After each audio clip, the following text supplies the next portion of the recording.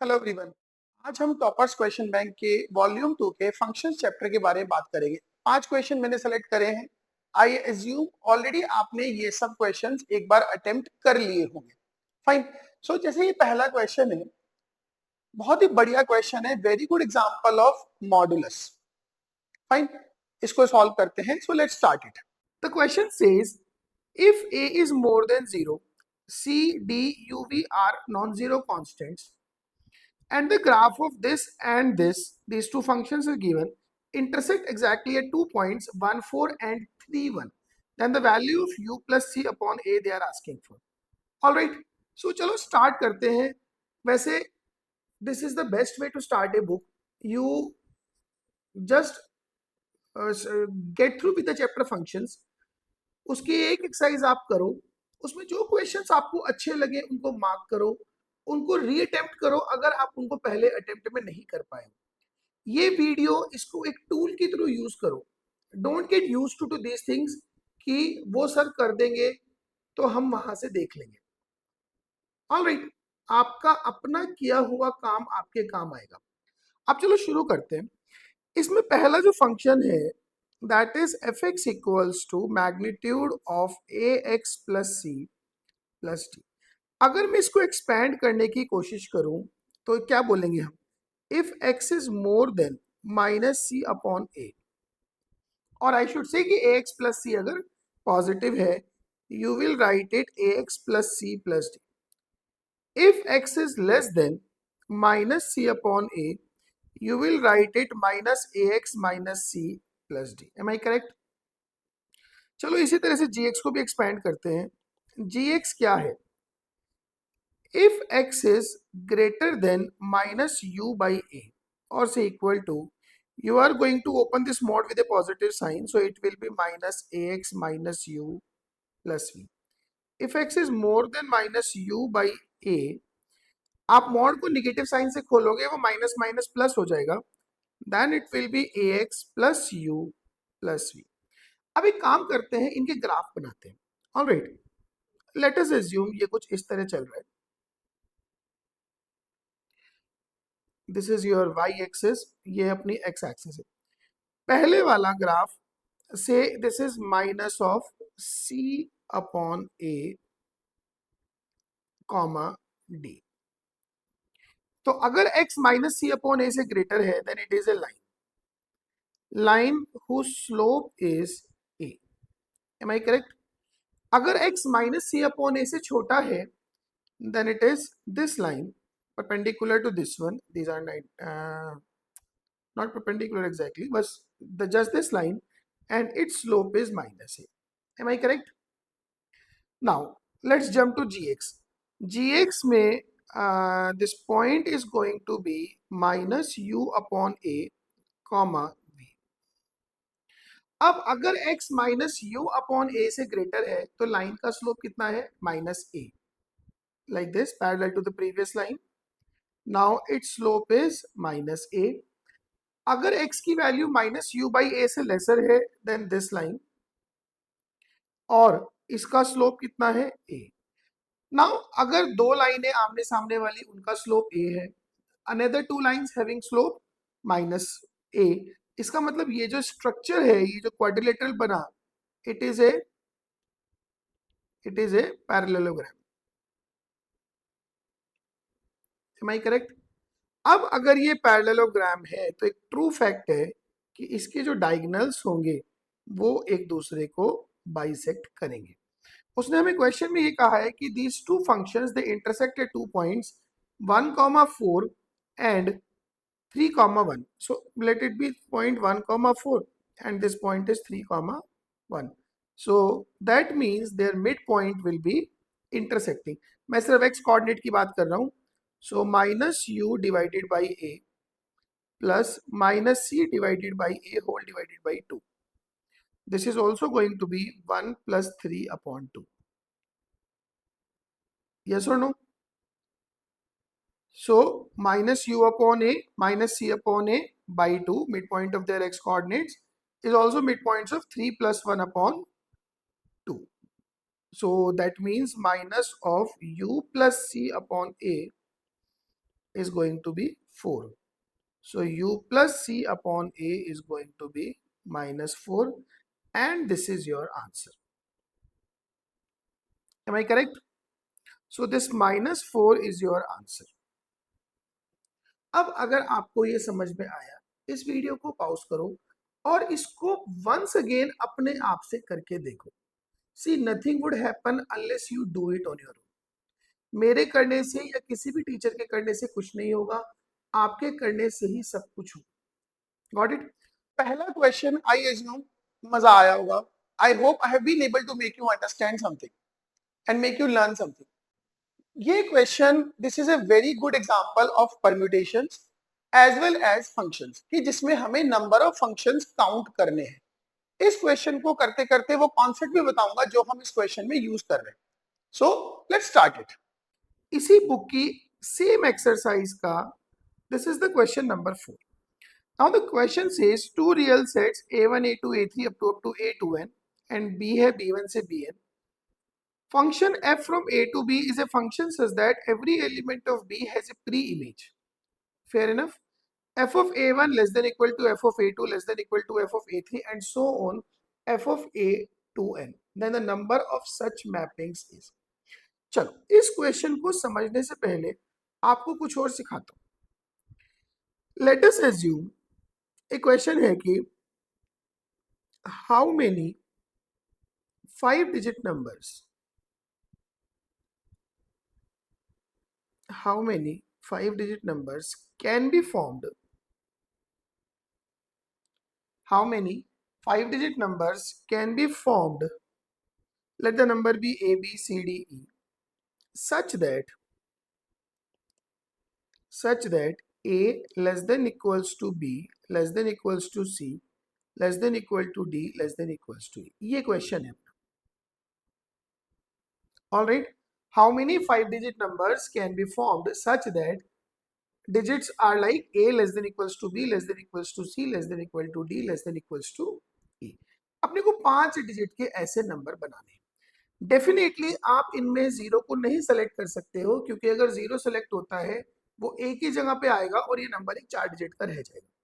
That means ये जो numbers है ये 1 2 3 अप टू 9 तक, इनमें से कोई 4 होंगे या 2 होंगे, क्योंकि इक्वालिटी भी है.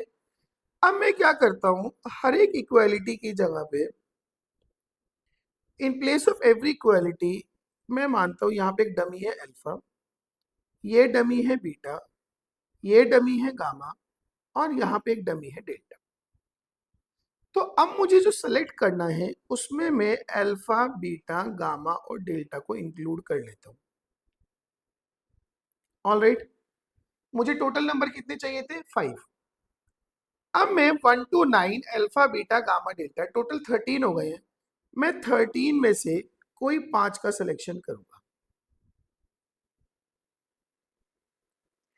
These are your number of numbers A B C D E. ऐसा क्यों है? आप एक चीज सोचो, the moment you select 5 out of these 13, एक पॉसिबिलिटी होगी कि अल्फा बीटा गामा डेल्टा में से कोई सेलेक्ट नहीं होगा. लेट अस अज्यूम आपने 1 2 3 7 8 ये सेलेक्ट किया, तो आपका नंबर क्या बनेगा? 1 2 3 7 8 इटसेल्फ. हो सकता है आपने 1 2 अल्फा बीटा 9 सेलेक्ट किया हुआ. The moment you selected alpha, इसका मतलब क्या होगा कि अल्फा के लेफ्ट वाली और राइट वाली डिजिट सेम होंगे. Got it? मतलब कि अब डिजिट आपका क्या बना? 1. चूंकि अल्फा सेलेक्ट हुआ तो बी की वैल्यू भी 1. चूंकि बीटा भी सेलेक्ट हुआ तो सी की वैल्यू भी 1. Then D2 and E9. Suppose करो आपका सिलेक्शन होता है 8 alpha beta gamma delta. That means what exactly have you done? 8 8 8 8 8 which is a permissible number for me. Am I correct? तो बहुत अच्छा कॉन्सेप्ट है. अब इस पे बेस्ड ये जो क्वेश्चन है, इस क्वेश्चन को देखो. ये जो आपका सेट ए है इसमें नंबर्स हैं A1 A2 and so on A2n. ये जो सेट बी है इसमें नंबर्स हैं B1, B2 and so on Bn, correct है। इसमें कैच है, every element of B has a pre image. इसका मतलब क्या हुआ कि ये जो फंक्शन है ये एक ऑन टू फंक्शन है। इसका मतलब B1, B2, B3 से Bn तो किसी ना किसी की इमेज होनी ही चाहिए। Got it. अब एक लॉस ऑफ जनरलिटी को हम करते हुए, इससे कोई नुकसान नहीं है, आई कैन एज्यूम कि B1 स्मॉलेस्ट है, उससे बड़ा B2 है, greater than that B3 and so on greater than Bn। Got it. इसका मतलब मुझे जो 2n इमेजेस बनानी है उनमें B1 से Bn तो चाहिए ही चाहिए। अब मैं सिर्फ ये जो इक्वालिटी है इनकी जगह पे मान लेता हूं alpha 1, second equality alpha 2 and last equality के लिए alpha 2n-1। So what you have to do, आपको अल्फा 1, अल्फा 2, अल्फा 3 से लेके अल्फा 2n-1 में से कितनी इक्वालिटी सेलेक्ट करनी है? आपको n इक्वालिटीज सेलेक्ट करनी है। गेटिंग। और B1 से Bn तो ऑलरेडी है, मुझे टोटल 2n नंबर सेलेक्ट करने थे जो मैं A1, A2, A3 से लेके A2n को असाइन कर सकूं। तो मैं इन 2n-1 में से n इक्वालिटीज को सेलेक्ट कर लेता हूं, n अल्फाज को सेलेक्ट कर लेता हूं। Got it. तो होगा क्या, उससे मान लेता हूं मेरे पास alpha 1, alpha 2 and so on alpha n ही सेलेक्ट हो गए। और ऑलरेडी कौन थे मेरे पास? B1, B2, B3 and so on Bn थे।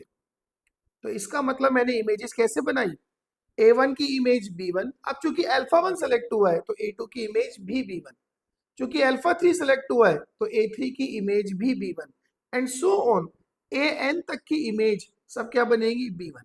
इवन AN+1 की इमेज भी क्या बनेगी? B1। और उसके बाद बाकी सबकी image B2, B3, B4, B5 से लेके Bn तक। Got it. तो इस तरह से आप टोटल नंबर ऑफ फंक्शंस निकाल सकते हैं। Your answer will be αn-1 Cn। Am I correct? αn-1 Cn। बहुत ही बढ़िया क्वेश्चन है और इसमें बहुत सारी लर्निंग है। Fair enough. आई होप मजा आया सेकंड क्वेश्चन में। That was the fourth question of the exercise. Now let's start with this 11th question. बहुत ही अच्छा एग्जांपल है, a good blend of greatest integer, fractional part. As अगर मैं इस क्वेश्चन को देखूं ना तो ये करने में कुछ नहीं है। आप अगर ध्यान दोगे तो फंक्शन के डोमेन में 0 to 1 की वैल्यूज है ही नहीं। Getting my point? 0 to 1 की वैल्यूज डोमेन में नहीं है, उस पर ये जो टर्म है ये नॉट डिफाइंड हो जाएगा। अगर आप ध्यान दोगे सो ये भी 0 to 1 में है, ये भी 0 to 1 में है, ये भी 0 to 1 में है। आप डायरेक्टली ए पार्ट को आंसर कर सकते हो। लेकिन अब सोचो इसमें ऑप्शन नहीं है और हमें डिटेल में सॉल्व करना है, तो कैसे करेंगे वो सिखाता हूं।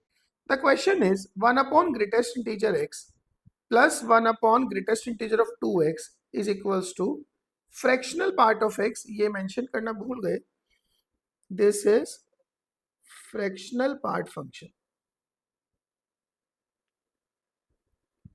Fractional part function plus 1/3। अब आप एक चीज सोचो, इसका जो बिहेवियर बार बार, क्योंकि देखो ग्रेटेस्ट इंटीजर फंक्शन एक डिसकंटीन्यूअस फंक्शन, हर इंटीजर पे उसका बिहेवियर चेंज होता है। तो जैसे जैसे 2x इंटीजर बनता जाएगा इसका बिहेवियर चेंज होता जाएगा। Am I correct? तो मुझे इस क्वेश्चन को बहुत सारे पैरामीटर्स पे लेके जाना होगा। करेक्ट है। अब आप सोचो राइट साइड पॉजिटिव है, fraction part of x lies between 0 to 1, 1/3 भी पॉजिटिव है। तो राइट साइड पॉजिटिव है तो लेफ्ट साइड नेगेटिव नहीं हो सकती, मतलब x less than 0 will not give you any solution. Even x lying between 0 to 1 ये डोमेन का ही पार्ट नहीं है, यहां से भी कोई सॉल्यूशन नहीं आएगा। फाइन।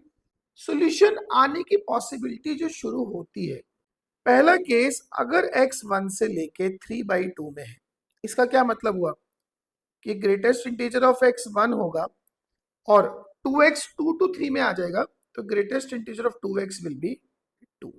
M I correct? तो अगर x 1 से लेके 3/2 में है तो क्या होगा, लेफ्ट साइड पे अपने पास आ जाएगा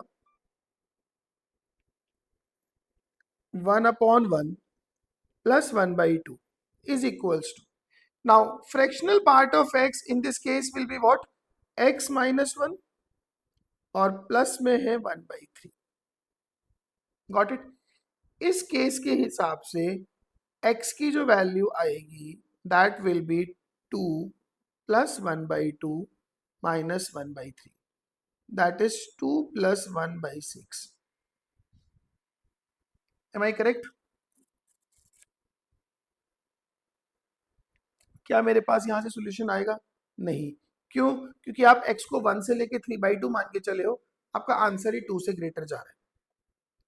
नाउ अगला केस, अगर x की वैल्यू 3/2 से 2 तक जाती है, if x lies between 3/2 to 2, तो greatest integer of x will be what, 1, where as greatest integer of 2x will be what, 3, क्योंकि अब 2x जो है वो 3 to 4 में आ जाएगा। Now it will B 1/1 plus 1/3, that will be, now fractional part of x again will be what, x minus 1, and plus में आ जाएगा 1/3, 1/3 से 1/3 cancel, in that case your x will be 2। क्या ये मेरा आंसर है? हमने x को 3/2 से 2 मान के चला, x आ गया 2, तो ये भी रिजेक्टेड है। इसको बॉक्स से हटा देते हैं, अच्छा नहीं लग रहा जब सॉल्यूशन नहीं है। नाउ अगर x की वैल्यू 2 से लेके 5/2 में है, then greatest integer of x will be what, 2, and greatest integer of 2x will be what, 4। Correct. Left side क्या बनेगी, 1/2 plus 1/4। Now fraction part of x will B x minus 2 और plus में आ गया 1/3। In that case your x will be 2 plus 3/4 minus 1/3, 2 plus 3/4 minus 1/3, this will come out to be 29/12, and definitely ये अपना एक answer बनेगा because ये 2 से लेके 5/2 के बीच में है। करेक्ट। नाउ आगे चलते हैं, अगर x की वैल्यू 5/2 से 3 में जाती है, इसका मतलब greatest integer of x will remain 2, but greatest integer of 2x will become what, 5। So 1/2 plus 1/5, now fraction part will be again x minus 2 plus 1/3। In that case your x will be what, 2 plus 1/2 plus 1/5 minus 1/3। Am I correct? 2 plus 1/2, इसमें अगर हम LCM लेते हैं that would be 30, it will be 60 plus 15 plus 6 minus 10, 60, 75, 65, 6, 71/30, ये 2 point something जा रहा है। Got it. 5/2 से कम है, तो ये वाला भी रिजेक्ट हो गया। आगे चलते हैं, अगर x की वैल्यू 3 से लेके 7/2 में है, कहां से कहां है, 3 से लेके 7/2 में, तो ग्रेटेस्ट इंटीजर ऑफ x क्या जाएगा, 3, ग्रेटेस्ट इंटीजर ऑफ 2x कितना जाएगा, 7। सो 1/3 plus 1/7, sorry, greatest integer of 2x is also 3,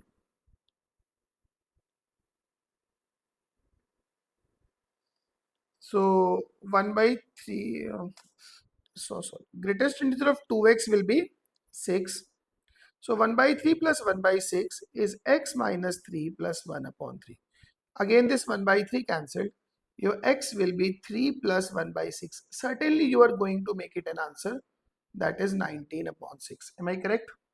अब अगर x की वैल्यू 7/2 से 4 में है, इसका मतलब क्या, greatest integer of x will B 3 and greatest integer of 2x is going to be 7, so 1/3 plus 1/7 is, fraction part of x will be x minus 3 plus 1/3, 1/3 again cancel. That implies x equals to 3 plus 1/7, जो definitely 7/2 से तो कम ही है।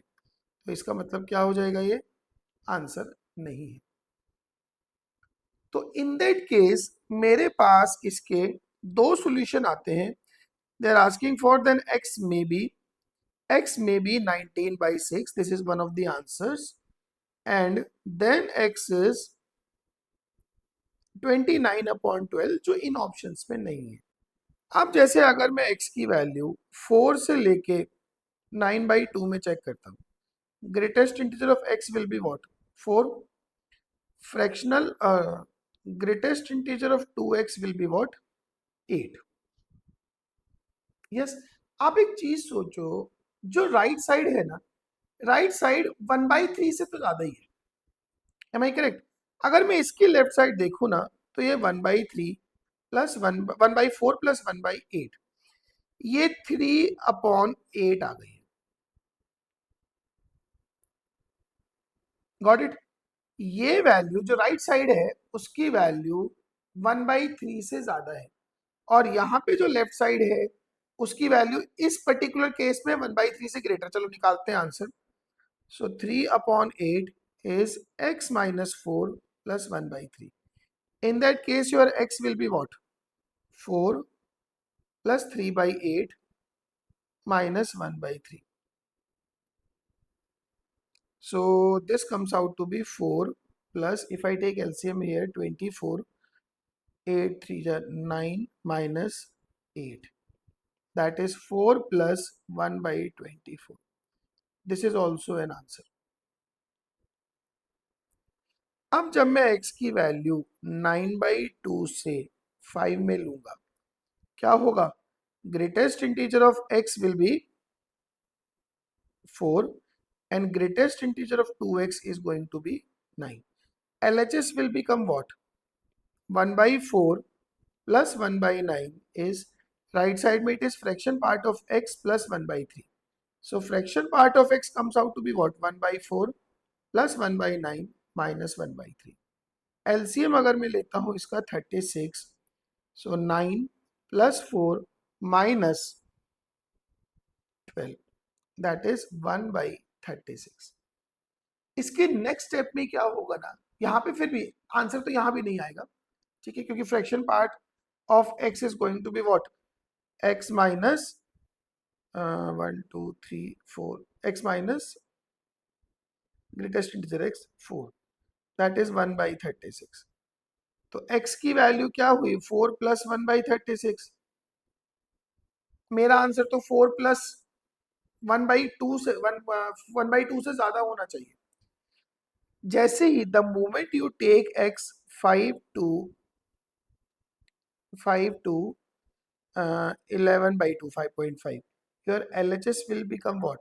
Greatest integer x 1 by greatest integer x plus 1 by greatest integer of 2x minus 1/3. चलो LHS को छोड़ो, let's talk in general. ये fraction part of x आना चाहिए, that means fraction part of x comes out to be what? 1/5 plus 1/10 minus 1/3.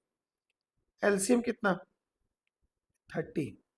It is 6 plus 3 minus 10, तो ये -1/30 आ गया। इसके बाद आंसर नहीं आएगा,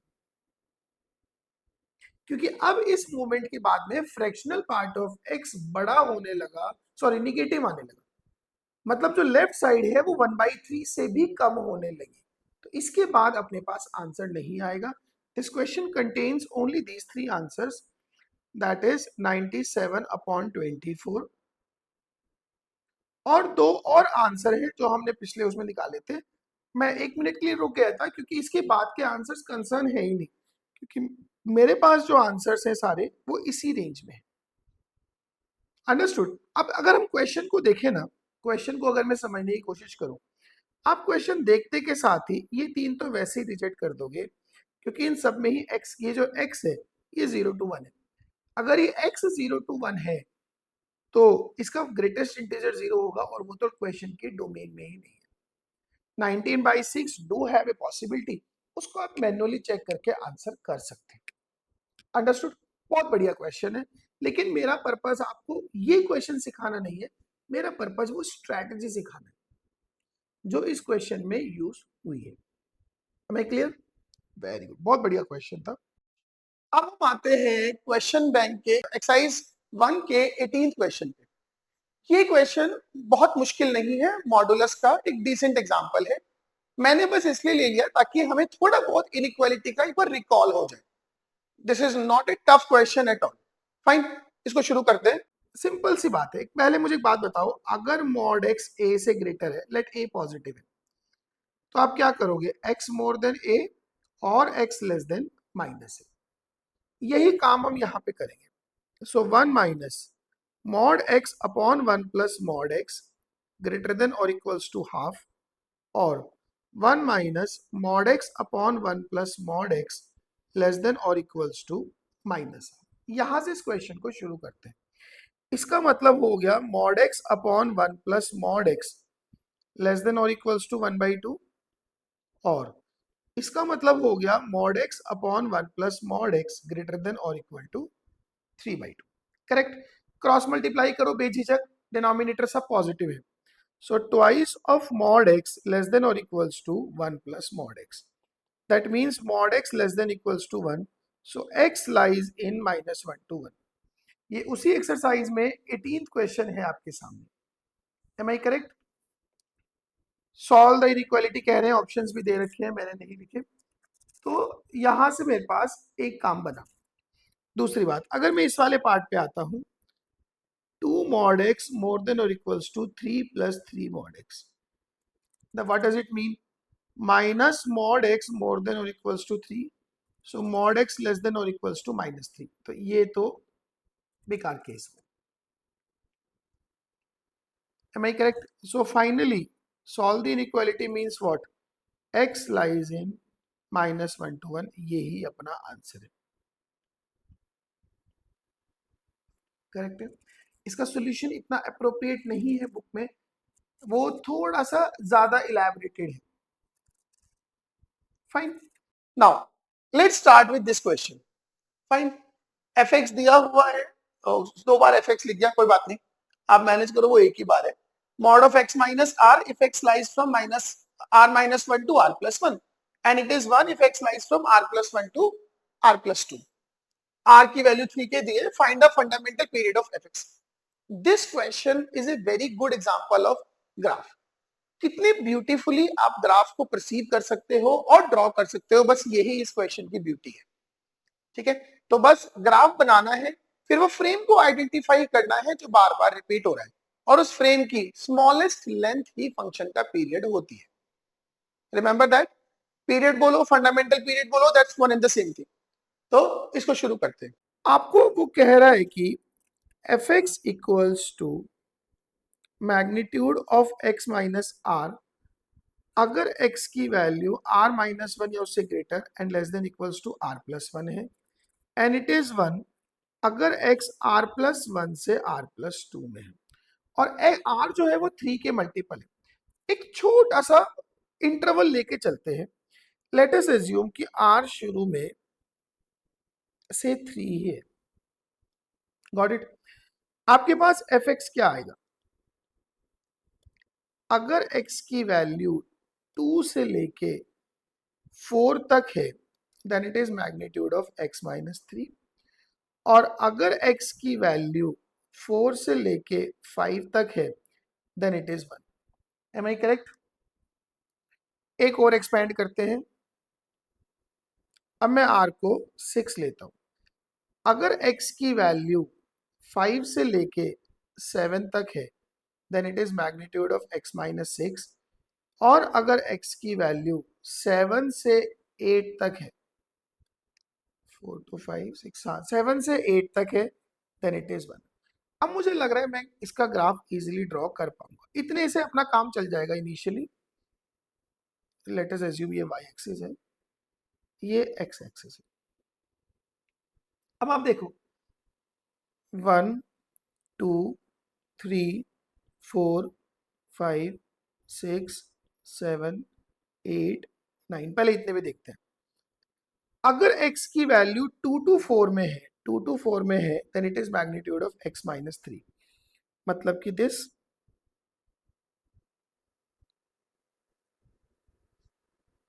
अंडरस्टूड।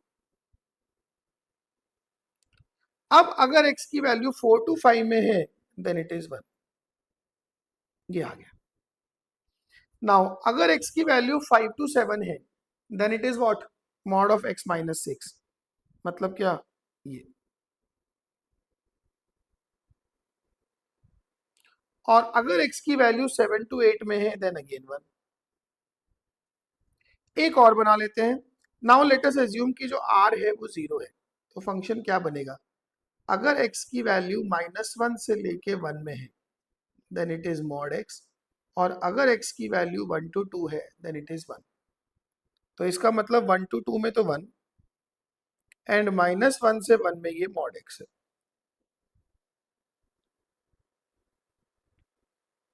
ऐसे।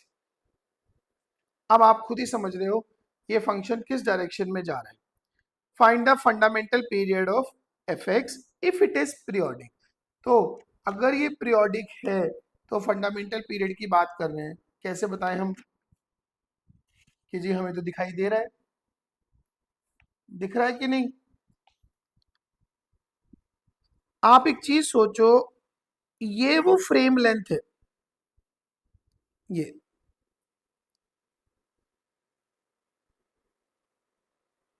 ये वो फ्रेम लेंथ है जो कि बार बार, जस्ट ए मोमेंट,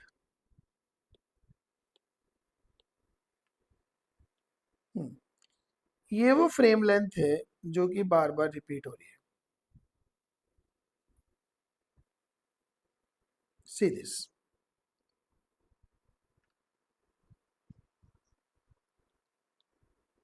अब वो पीरियड की बात कर रहे हैं, तो अब आप एक चीज सोचो कि ये वो फ्रेम लेंथ है जो कि बार बार रिपीट हो रही है, दिस मच, ये इतना 2 to 5 वाला हो रहा है कि नहीं बार बार रिपीट। तो मैं यही डब्बा बनाऊंगा एक, ये डब्बा,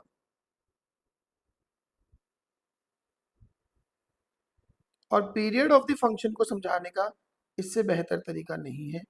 इसकी लेंथ कितनी है, 3, so it is periodic with period 3।